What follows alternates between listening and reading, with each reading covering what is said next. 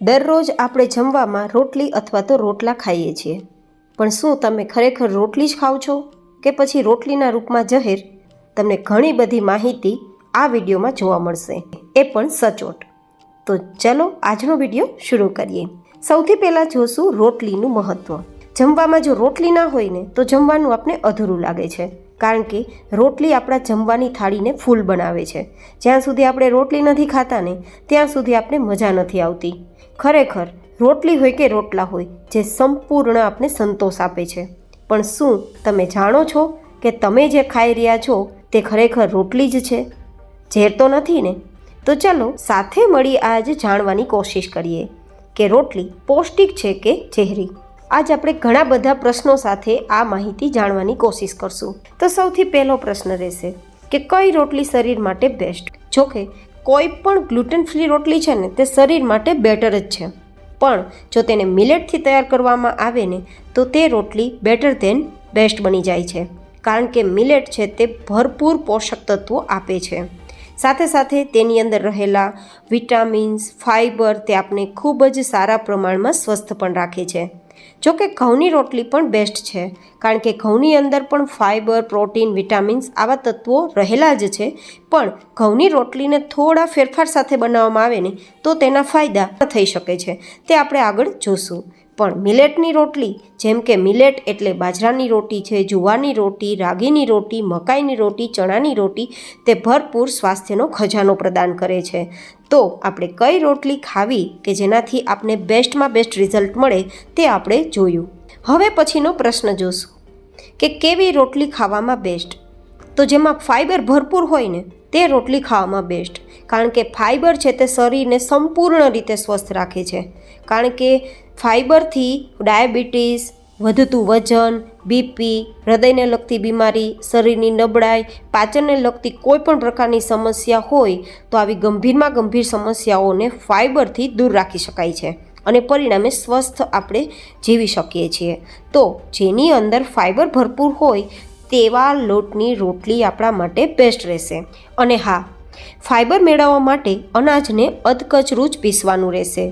જ્યારે તમે અનાજને લીસું પીસી નાખો છો અથવા લીસા લોટને તૈયાર કરી અને પછી તેમાંથી રોટલી કે રોટલા તૈયાર કરો છો, ત્યારે તેમાંથી ફાઇબરનો નાશ થાય છે અને પરિણામે આપણે જે પોષક તત્વો મળવા જોઈએ તે બિલકુલ નથી મળતા. તો ખાસ ધ્યાનમાં રાખવાનું કે રોટલી કે રોટલા બનાવતી વખતે જ્યારે લોટ તૈયાર કરીએ ત્યારે ફાઇબરનો નાશ ના થાય તેના માટે હંમેશા અધકચરો લોટ જ દળાવવો. તો તેમાંથી તૈયાર કરેલ રોટલી આપણા સ્વાસ્થ્ય માટે બેસ્ટ રહેશે. હવે પછીનો પ્રશ્ન છે કે રોટલીને સ્વાદિષ્ટ બનાવવા માટે શું કરવું? તો રોટલીને સ્વાદિષ્ટ બનાવવા માટે તેનો લોટ પરફેક્ટ બાંધવો જરૂરી છે. લોટને બાંધતી વખતે હંમેશા હુંફાળા ગરમ પાણીનો ઉપયોગ કરવો અને લોટ બાંધ્યા બાદ તેને 10થી 15 મિનિટ માટે સાઈડમાં ઢાંકીને છોડી દેવો, જેથી લોટ વધારેમાં વધારે મુલાયમ તૈયાર થશે અને તેમાંથી રોટલી તૈયાર થશે ને તે મુલાયમ અને નરમ તો બનશે જ, પણ તે પોષક તત્વોથી ભરપૂર રહેશે.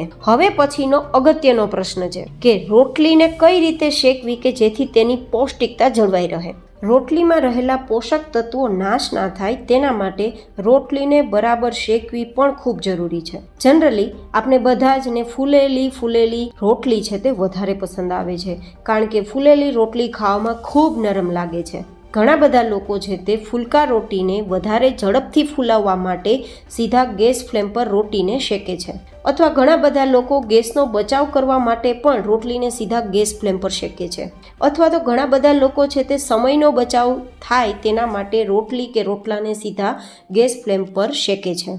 તમે જાણો છો કે તે જે શેકેલું અનાજ છે તે કેટલા અંશે ઝેરીલું બની જાય છે?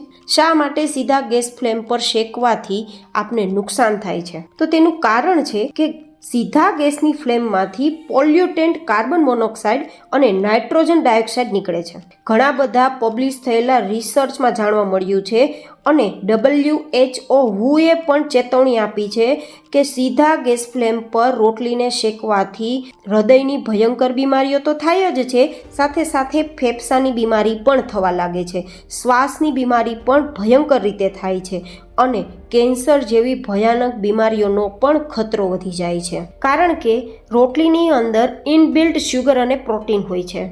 જેને સીધા હાઈ ગેસની ફ્લેમ પર જો ગરમ કરવામાં આવે, શેકવામાં આવે ને તો તેના પોષક તત્વો તો નાશ પામે જ છે, સાથે સાથે તેમાં કાર્સિનોજેનિક પદાર્થ પણ જન્મે છે, જે શરીરમાં જરૂરી કોશિકાઓ હોય ને તેને નુકસાન પહોંચાડે છે અને કેન્સરની કોશિકાઓને જન્મ આપે છે અને પરિણામે કેન્સર જેવી ખતરનાક બીમારીઓ ઊભી થઈ જાય છે. તો ક્યારેય પણ સીધા ગેસની ફ્લેમ પર રોટલી ના શેકવી, એ એક ઝેરનું કામ કરે છે.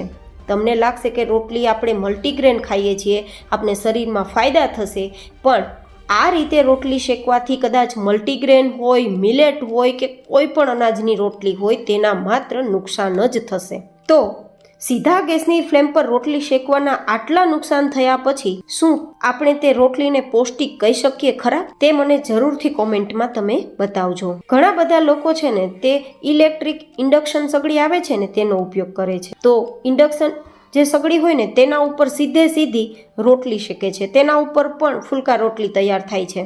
તો તમને લાગશે કે તે ક્યાં ગેસ છે, તે તો ઇલેક્ટ્રિક છે ને, તેના ઉપર તો શેકી જ શકીએ ને? બિલકુલ નહીં. તે ઇલેક્ટ્રિસિટીથી કૃત્રિમ રીતે ગરમી ઉત્પન્ન કરે છે, કૃત્રિમ અગ્નિ તેને કહી શકાય.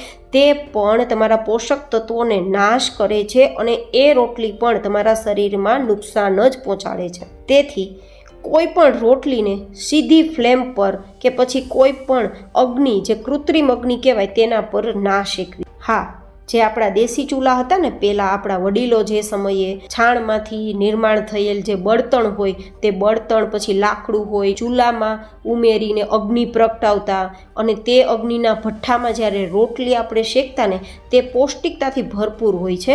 તે રોટલી બેસ્ટ છે, પણ આજકાલ ચૂલાનો ઉપયોગ થતો નથી.